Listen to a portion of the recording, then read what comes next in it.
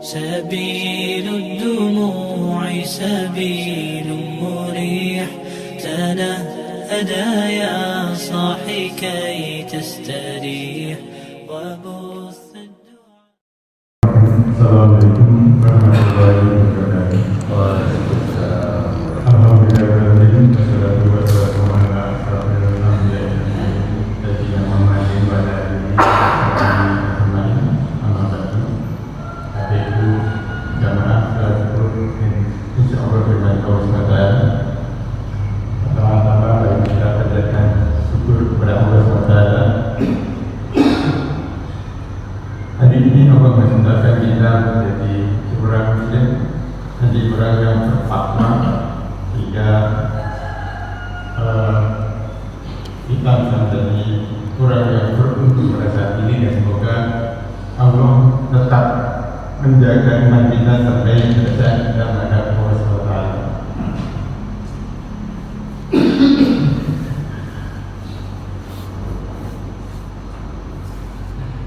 Tidak lupa dengan salawat dan salam baru tercurah kepada Nabi besar Muhammad SAW serta keluarga dan pengikutnya sampai akhir zaman. Pagi ini sedikit yang saya sampaikan. Setiap Nabi punya mukjizat, dan mukjizat besar dari Nabi kita Muhammad SAW adalah Al-Quran.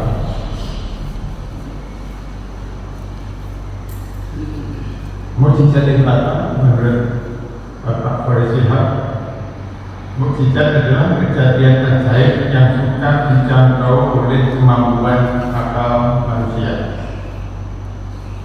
Di dalam Al-Quran banyak hal yang orang tidak bisa menjangkau apa yang disampaikan oleh Allah dalam Al-Quran.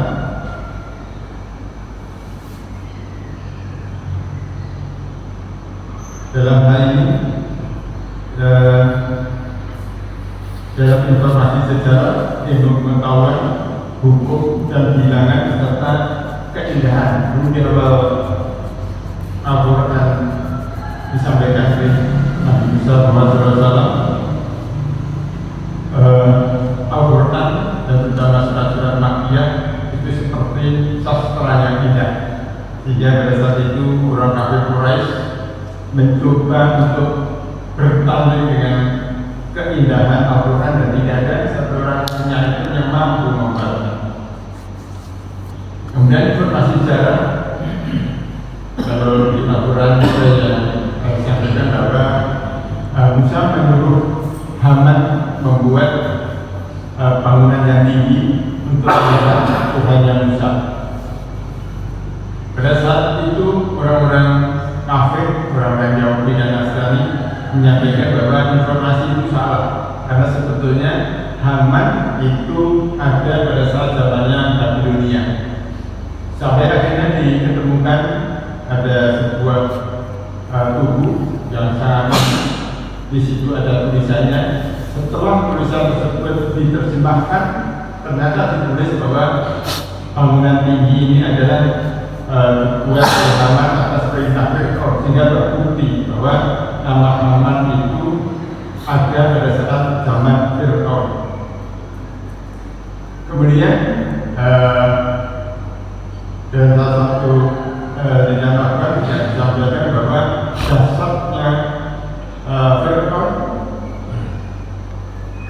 itu oleh Allah diselamatkan supaya menjadi pelajaran bagi manusia. Akhirnya ada pemerintah Prancis mengirim utusan untuk membantu pemerintah Mesir menyelidiki tentang mayat Fir'aun. Ternyata di dalam jasad Fir'aun ditemukan banyak kandungan garamnya, sehingga pada saat itu seluruh ahli tersebut bingung kok bisa seperti ini, padahal jasad yang lain tidak seperti itu. Akhirnya umat Muslim disampaikan bahwa itu sudah ditulis di dalam Al-Quran bahwa jasad Fir'aun ini pernah tenggelam pada saat mengejar Nabi Musa. Dan akhirnya alhamdulillah profesor tersebut masuk Islam karena harus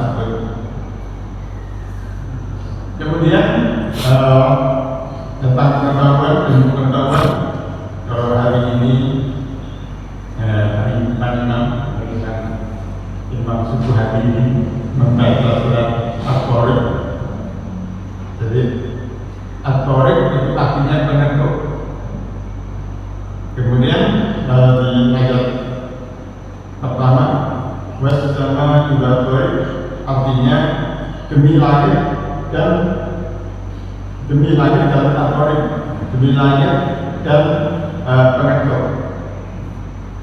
Pada saat ini ditemukan bahwa ada bintang yang kelip-kelip, ada suaranya duk seperti orang berdok ini. Dan akhirnya beberapa orang di Amerika dan Eropa itu masuk Islam gara-gara surat Al-Quran. Ternyata di langit ada bintang yang suaranya seperti pengetuk orang berdok ini. Kemudian di dalam Al-Quran disampaikan bahwa semua makhluk itu bertasbih kepada Allah. Pada suatu saat ada seorang peneliti di Amerika mempelajari tentang gelombang yang dihasilkan oleh tumbuh-tumbuhan. Setiap tumbuh-tumbuhan menghasilkan gelombang dan dia bingung gelombang ini apa. Suatu saat dia tunjukkan ke para ahli kimia Eropa. Kemudian salah satu dari ahli kimia Eropa tersebut seorang muslim akhirnya sampaikan bahwa gelombang itu bentuknya seperti tulisan Allah. Dan itu menunjukkan bahwa semua makhluk itu bertasbih kepada Allah. Sehingga kita sebagai manusia ini akan menguatkan kita untuk selalu menjadi pedoman dalam hidup kita. Dia sampaikan dalam surat Al-Baqarah ayat 2. Dan kita pula roibami dan dimuttaqin. Al-Quran sebagai pedoman hidup, sebagai petunjuk bagi orang-orang yang muttaqin. Dan kita semoga Allah mudahkan kita untuk menjadi orang yang muttaqin. Dan yang terakhir, di dalam Al-Quran laut disebutkan 30. Di dalam Al-Quran laut kata laut disebutkan sebanyak 32 ayat, sedangkan kata darat disebutkan dalam jumlah 30 ayat di dalam Al-Quran.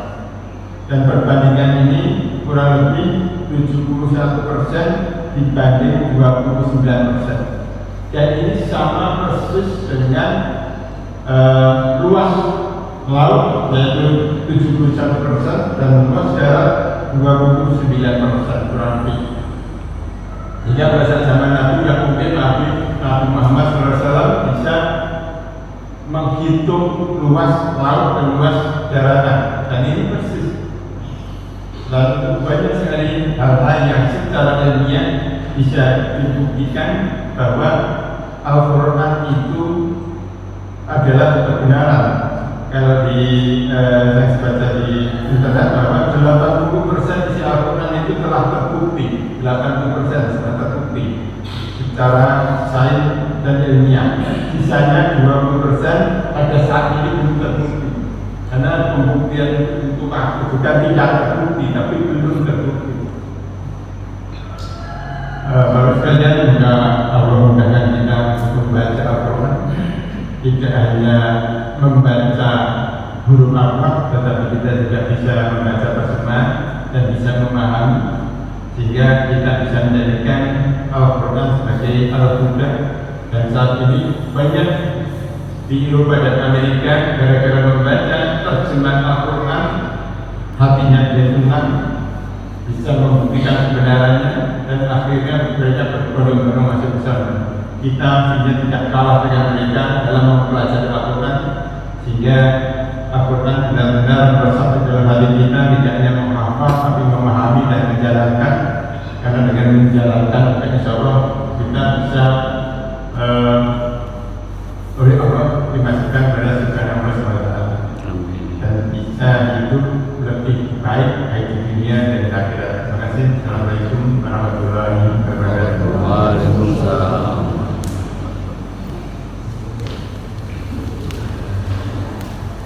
Halloween. Ramen. Action. Action. Action. Action.